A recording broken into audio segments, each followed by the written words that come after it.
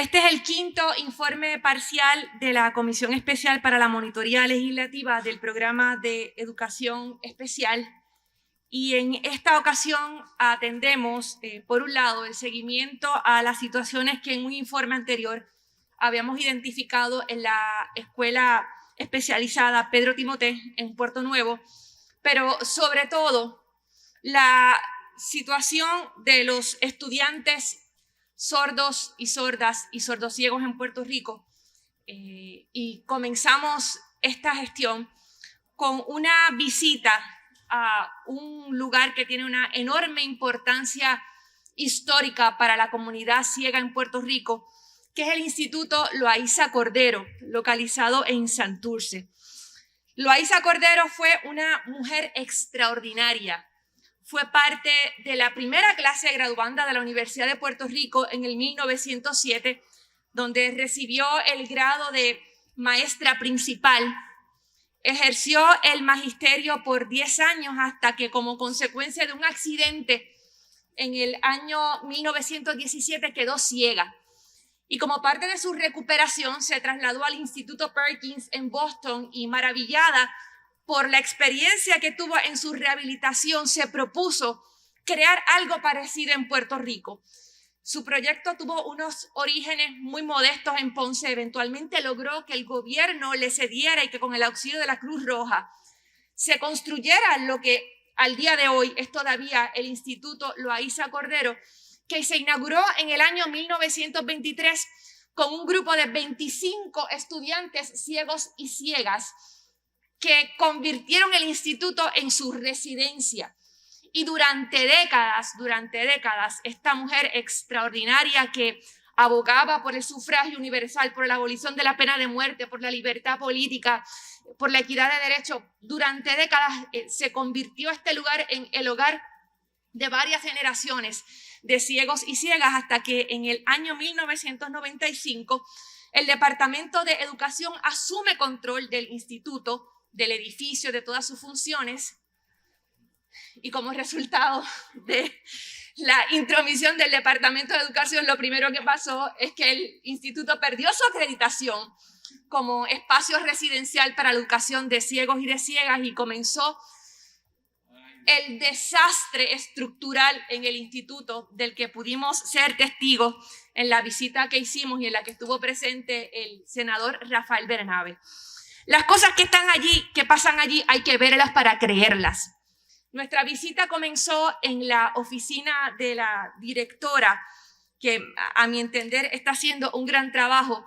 En ese edificio administrativo es evidente el deterioro físico y la filtración de agua que eventualmente va a poner en peligro toda la documentación, incluyendo los expedientes de los estudiantes de educación y sobre todo educación especial. Esta escuela, debo aclarar, dejó de convertirse en un espacio dedicado a estudiantes ciegos como parte de lo que a mi juicio es un entendimiento equivocado del departamento del principio de inclusión.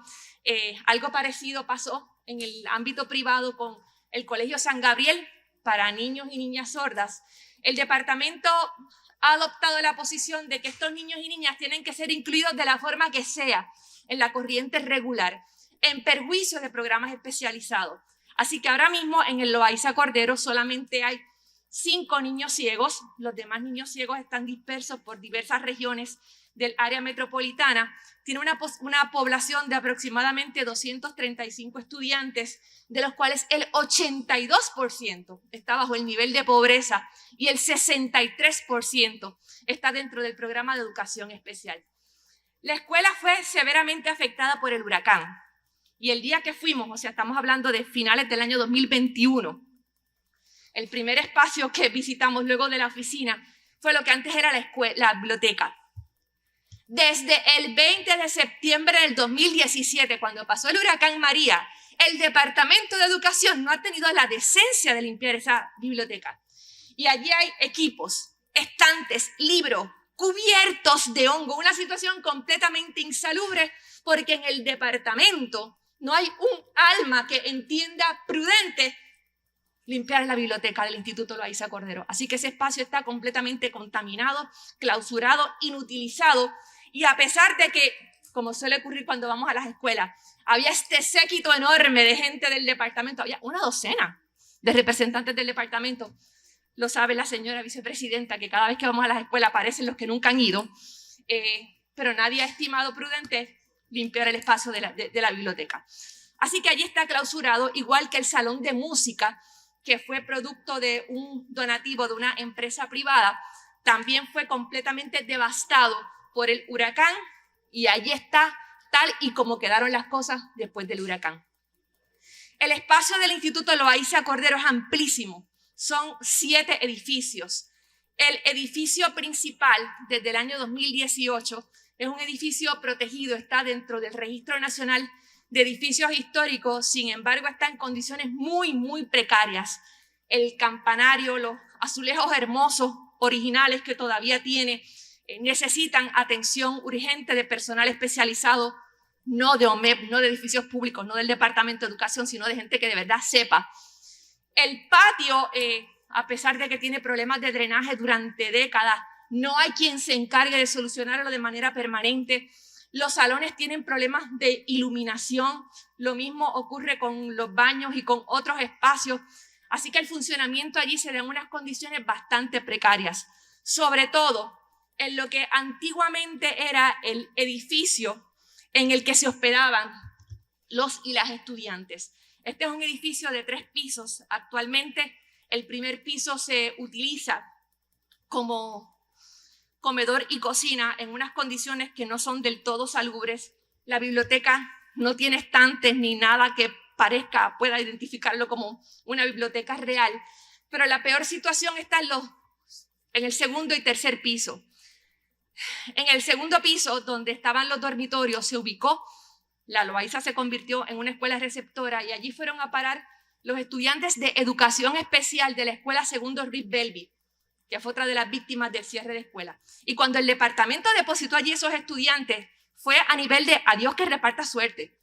Eso estaba completamente inhabilitado desde que allí dejaron de vivir estudiantes en los 90. El departamento no había hecho absolutamente nada, así que tuvieron que ser las familias y el personal del departamento, de la escuela, las que rehabilitaran ese segundo piso.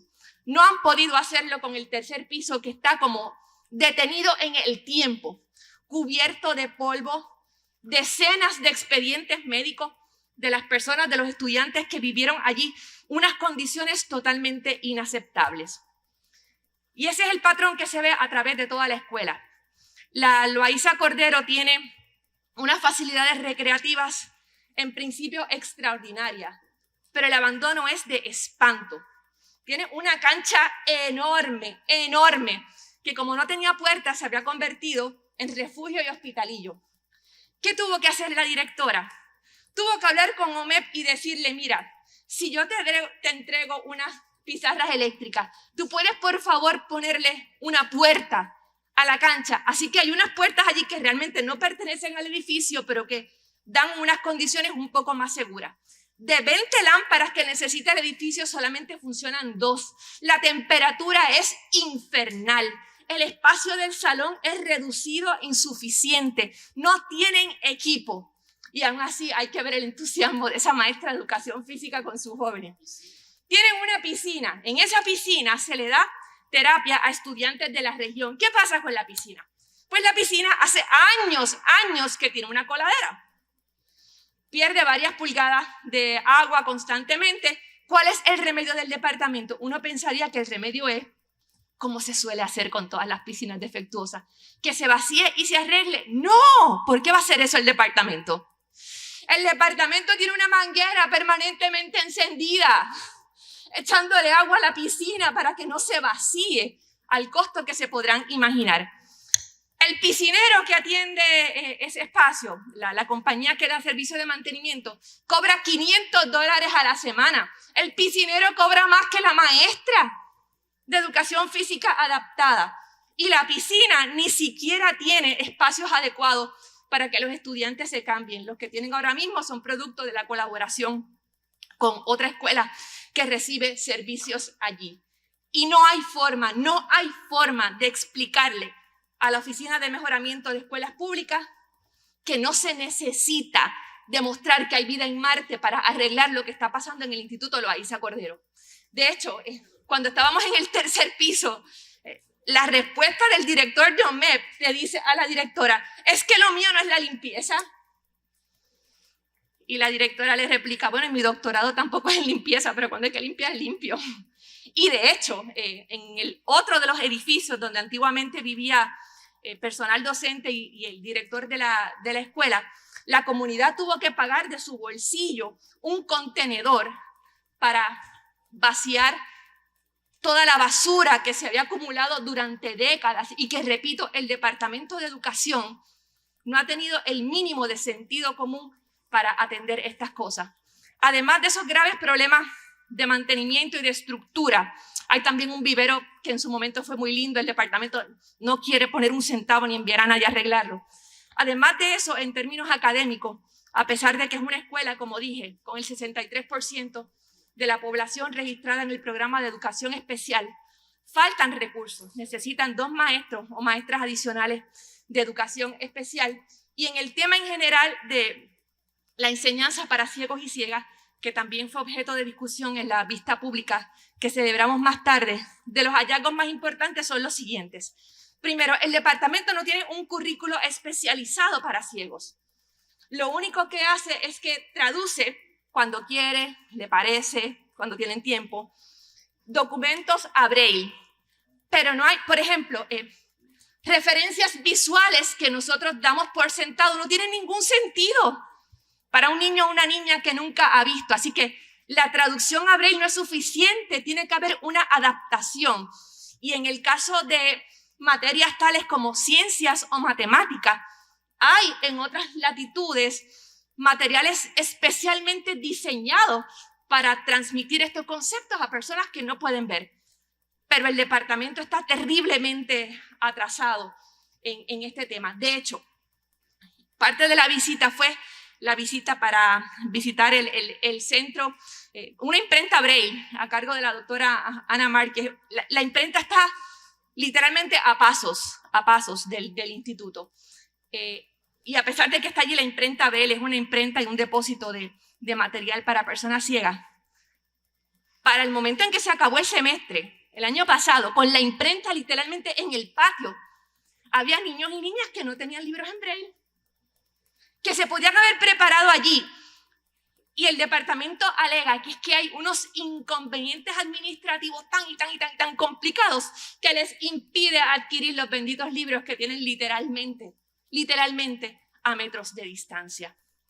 Entonces, y en la vista pública, la presentación que hizo el departamento, que yo creo que son personas en el fondo bien intencionadas y todo, pero me parece que hay tanta falta de entendimiento de la realidad de los niños y niñas ciegos y sordociegos.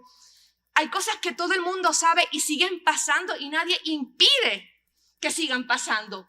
El departamento sabe que las evaluaciones a los sordociegos no son suficientes, no son adecuadas y sin embargo, esas y otras, no hay ningún mecanismo para disciplinar a los profesionales de la conducta que producen informes que son francamente fraudulentos.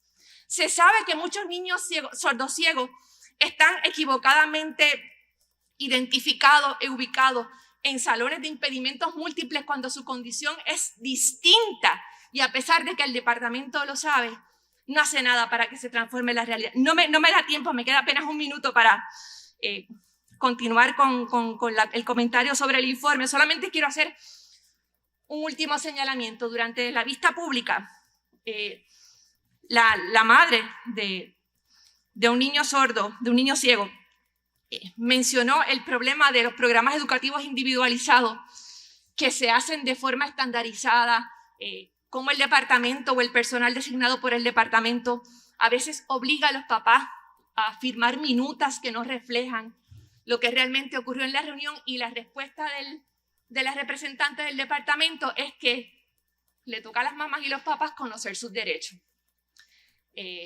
No le toca a las mamás y a los papás conocer sus derechos, porque la obligación jurídica de proteger, de reconocer los derechos de los niños y niñas con diversidad funcional no es del papá y la mamá, es del Departamento de Educación. Y que el departamento, a sabiendas, como se les dijo allí, de que hay irregularidades ocurriendo y no hacen absolutamente nada. O sea, que uno le diga a la secretaria social, como se le he dicho antes, a quien ahora ocupa la silla titular del departamento, que se están realizando reuniones de compu ilegales, y que no haya ningún esfuerzo del departamento por ponerle un detente a esa situación abusiva, es algo que no tiene justificación. Ese es parte del contenido del 5º informe parcial de la Comisión Especial para la Monitoría del Programa de Educación Especial. Gracias, señora presidenta.